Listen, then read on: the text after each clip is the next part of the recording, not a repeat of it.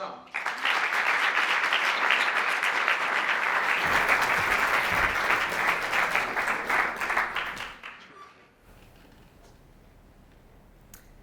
I want to take you back. I'm 14 years old. I'm in my second year of high school. And during the first break, I go to the toilet, and two girls follow me inside. These two girls were my friends. At least, I thought they were. And before I understand what's going on, they push me into a corner. And while they're standing there in front of me, they tell me everything that's wrong with me. I don't look good. My parents are weird. And they don't want to be friends with me anymore.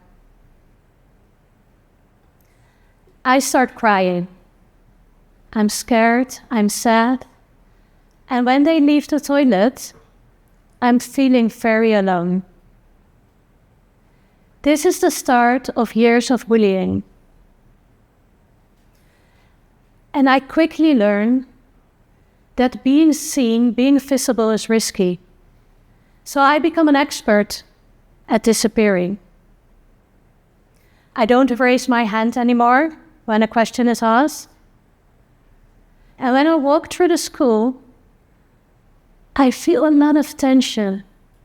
I make myself small, just hoping that they won't notice me.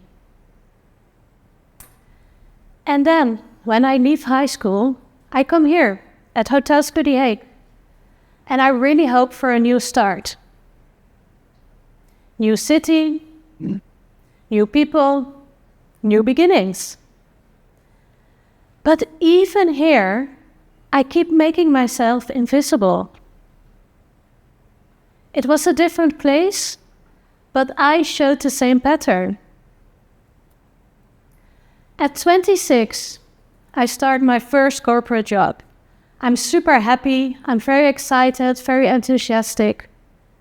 But after 6 months, during my first performance review, I hear that I need to be more confident. I need to speak up more, and there it was, I need to be more visible. So I tried. I found myself a mentor, and his first piece of advice was, don't wear any skirts, get rid of your high heels, because people won't take you seriously here when you wear that.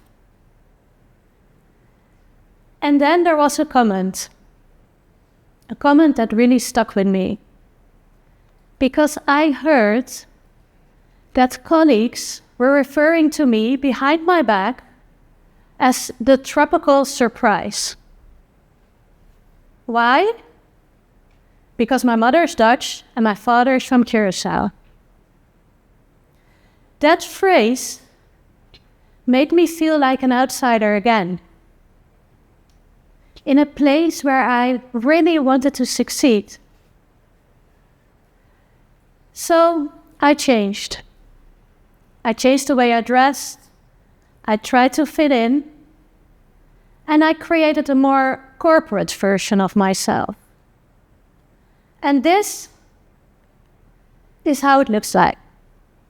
As you can see, serious face, firm stance, gray suit.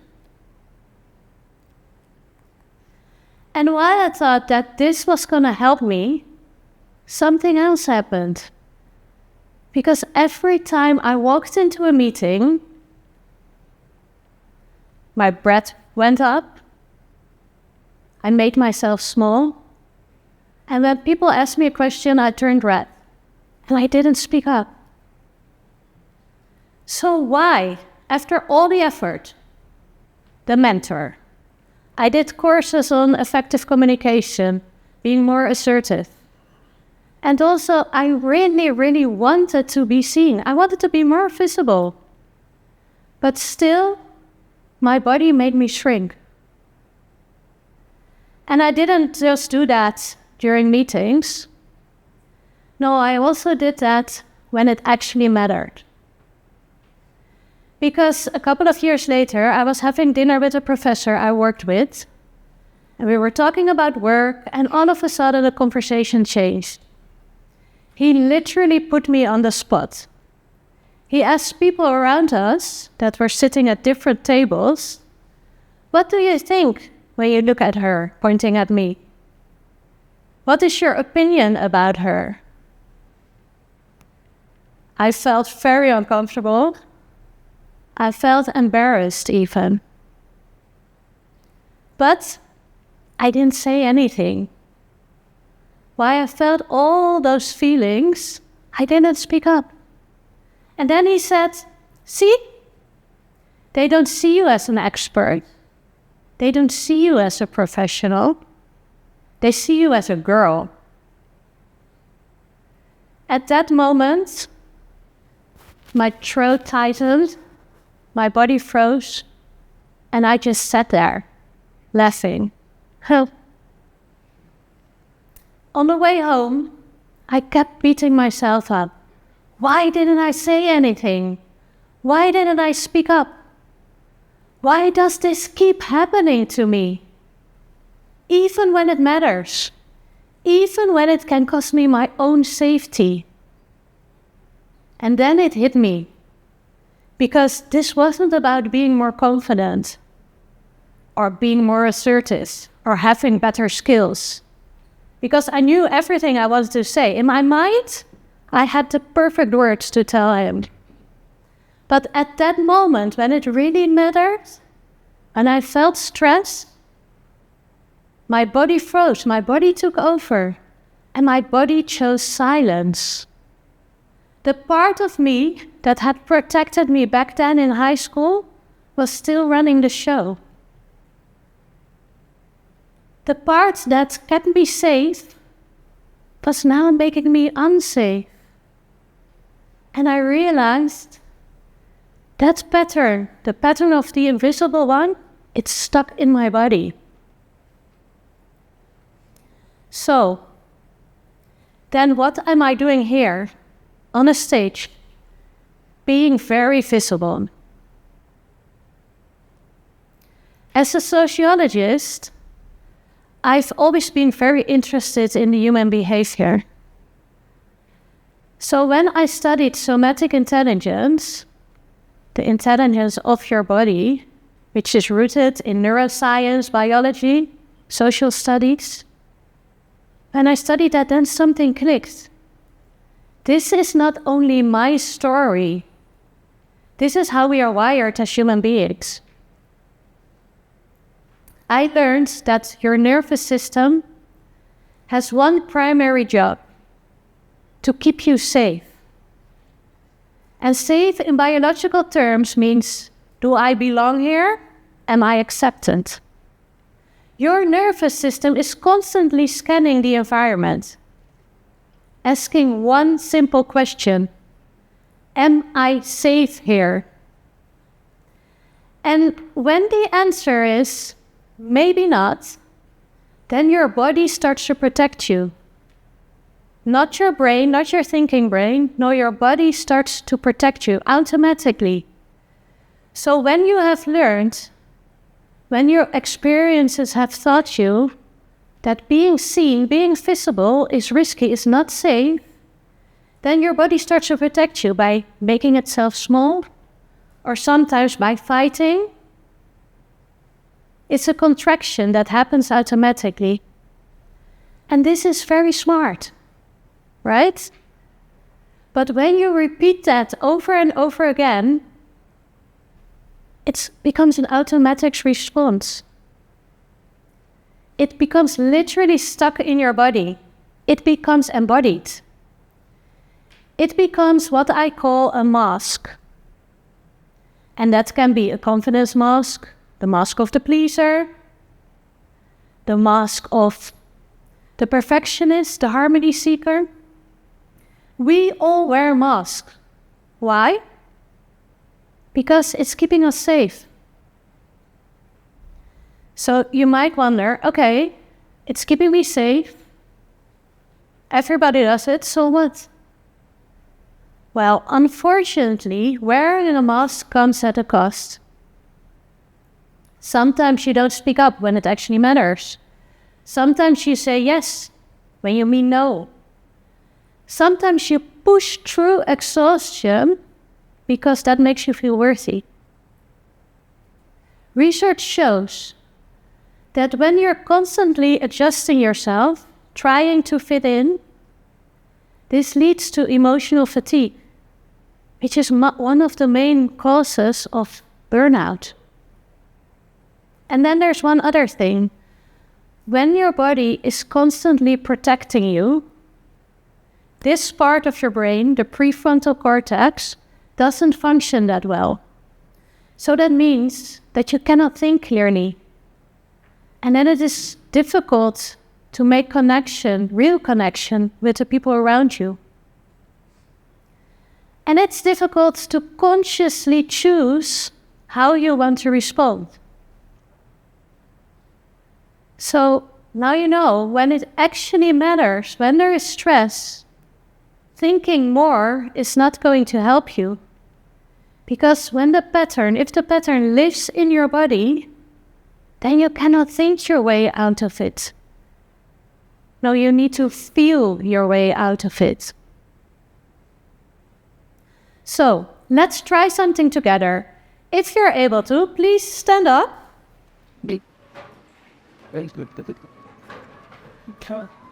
Yeah.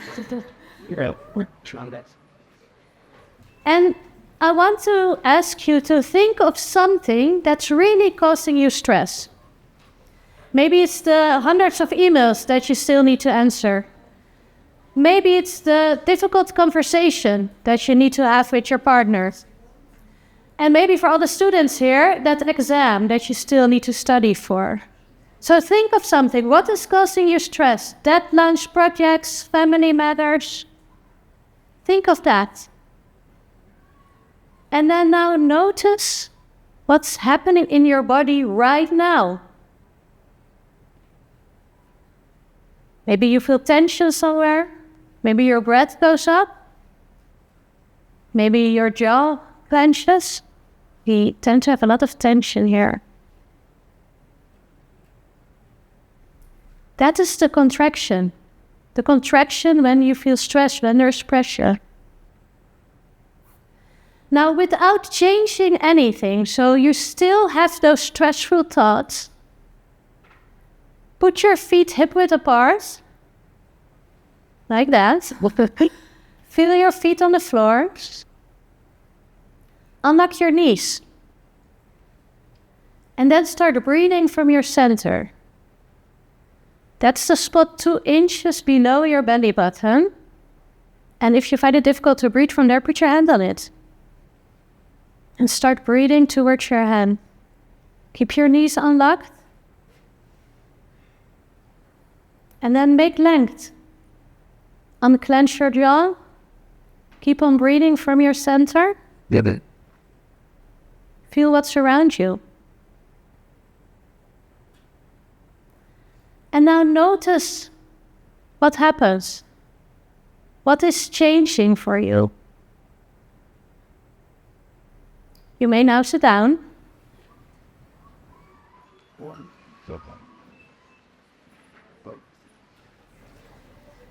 What you just did is that you calmed down your nervous system.